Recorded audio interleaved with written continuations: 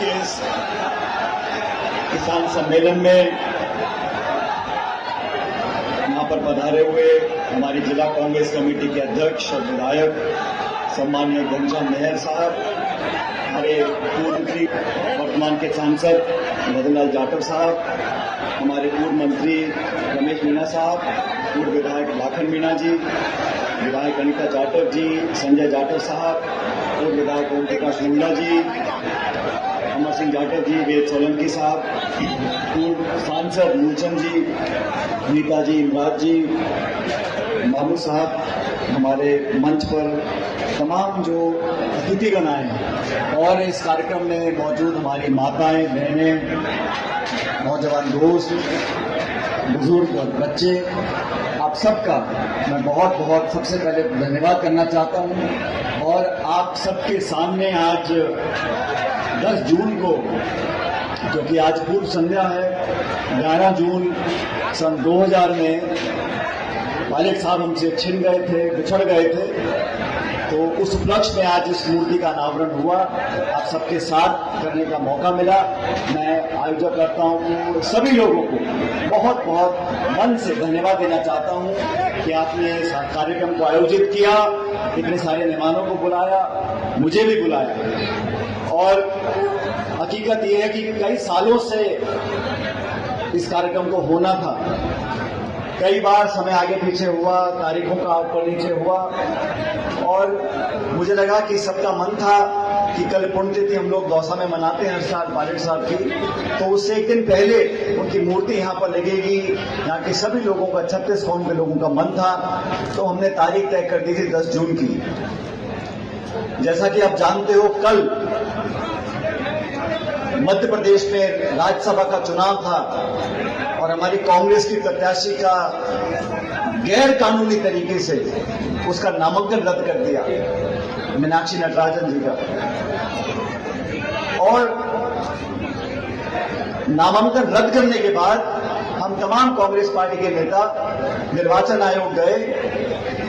वहां पर हमने कहा, हमारी बात सुनो, आपने गैर कानूनी तरीके से हमारे प्रत्याशी का नामांकन रद्द किया।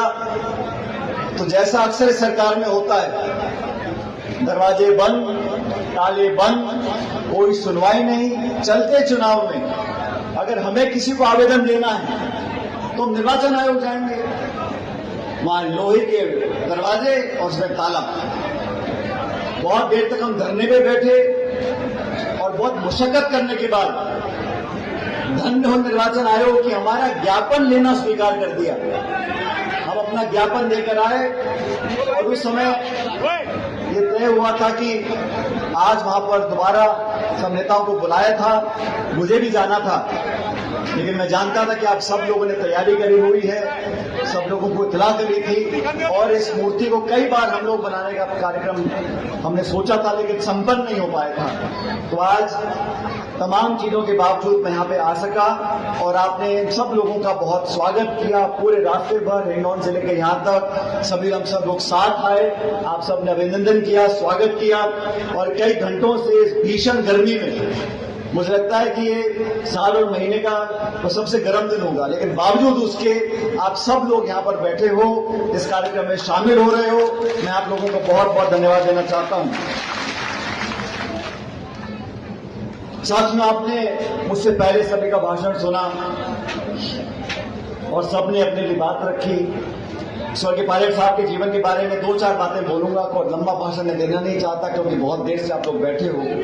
लेकिन पहली बात तो, जिस संगठन में मैं काम करता हूं, जिस विचारधारा से स्वर्गीय पायलट साहब बने हुए थे, जिस इंदिरा गांधी से प्रेरणा लेकर उन्होंने कांग्रेस पार्टी में नौकरी छोड़कर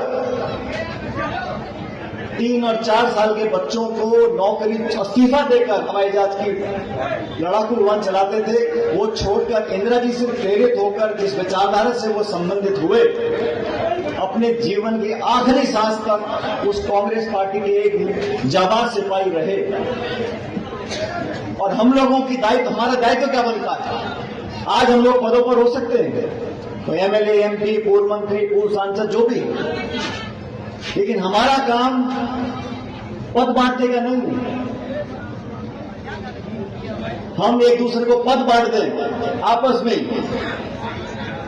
तो फिर विचारधारा, संगठन और जनता का है। हमारा पहला दायित्व होना चाहिए, हम पद पर हो या ना हो, लेकिन हमारी जनता के हर दुख सुख में भागीदार रहें, वहां खड़े रहें, और जब हमको मौका मिले ईमानदारी से उनकी सेवा करें।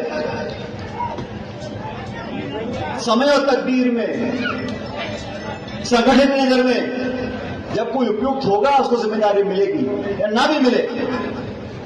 सिर्फ फल प्राप्ति की अगर कोई राजनीति कर रहा है तो वो ज्यादातर समय नाखुशी रहेगा, और जो फल प्राप्ति के लिए ना करे, जनता का मन जीतने के लिए करे, आपके बीच में हमेशा रहे, सुख और दुख में, अच्छे और बुरे समय में आपके दिल में जगह बनाए, उसके जाने के बाद जनता उसको याद करे, उस लक्ष्य को लेकर अगर कोई राजनीतिक कार्यकर्ता काम करता है तो पहले तो बड़ा सुखी रहेगा। और ये लोभ और लालच और ईर्ष्या और यहां जाना, राजनीति में समय बदला जरूर है, लेकिन आज भी वो सिद्धांत मौजूद है। आज भी जनता उन लोगों को पसंद करती है जो सच्चाई का साथ देते हैं, जो मेहनत से काम करते हैं। और हम नेता ही, अनीता जी, भविष्यवाणियां करने लग जाएंगे तो जनता को कौन पूछेगा? ये एडवांस बुकिंग वाला मामला जो है, ये इसका कोई सरकार नहीं। हम चाहें कि हमारी विचारधारा और व्यापक बने, हमारी पार्टी मजबूत बने, हम देश की सेवा कर पाए। जिन लोगों ने आज देश में शासन बना रखा है, क्या हाल देश प्रदेश का हो गया। अधिकांश लोग, आप लोग ग्रामीण क्षेत्र में किसान परिवारों से आते हो, क्या हाल नरेगा का कर दिया। अब गांव में नरेगा के काम चल रहे हैं क्या? अब जो सरकार बीजेपी की है, उनकी हिम्मत नहीं है कि घोषणा कर दें कि हमने नरेगा बंद कर दिया, लोग लत्ते फाड़ेंगे। तो चालाकी से धीरे धीरे करते करते ये माहौल बन गया कि कोई चाहकर भी काम नहीं ले सकता। अब 1 जुलाई से नई योजना चालू करी है, नरेगा का नाम बदलकर। लेकिन मैं जानता हूं राजस्थान में नरेगा के काम लगभग समाप्त हो चुके हैं। ग्रामीण क्षेत्र में काम बंद कर दो, फसल के लिए खाद, बीज, डीएपी, पानी, बिजली, सब महंगाई आसमान छू रही है। जब फसल की खरीद के दाम की बात आती है तो किसान भी सुनने वाला कोई नहीं। फसल खराब हो जाए तो बीमा कंपनियों के चक्कर काटते रहो, मुआवजा मिलता नहीं, और किसान के बच्चे अगर पढ़ लिखे नहीं आएंगे आगे तो देश, करौली राजस्थान आगे नहीं बढ़ सकता। स्वर्गीय पायलट साहब ने फौज की नौकरी छोड़ने के बाद, क्योंकि उस ग्रामीण परिवेश से आते थे, उस दुख और पीड़ा को समझते थे। मैं बड़ा सौभाग्यशाली हूं, मैंने वो दुख नहीं देखे। अच्छे स्कूल में गया, अच्छी कॉलेज में पढ़ाई करी, अफसर मुझे मिले, लेकिन मैं धन्यवाद देना चाहता हूं पायलट साहब का कि तमाम सुविधा होने के बावजूद भी उन्होंने घर का माहौल हम लोगों को ये एहसास जरूर कराया कि किसान में रहने वाला, गांव में रहने वाला जो किसान है, जो 2.5 बीघे में खेती करता है, उसको अपनी बच्ची के हाथ पे लेकर के लिए कितने धक्के खाने पड़ते हैं, कितना उधार लेना पड़ता है। आज समय बदल गया, आज हाथ में मोबाइल फोन है, लगभग हर चौथे गांव घर में ट्रैक्टर है, लेकिन जो उन्नति शहरों में हो रही है वो गांव में नहीं हो रही। जो अमीर गरीब की खाई है वो बहुत बढ़ गई है। गांव शहर में जो दूरियां हैं वो बढ़ रही हैं। और देश में जिन लोगों का शासन आज है 11-12 सालों से,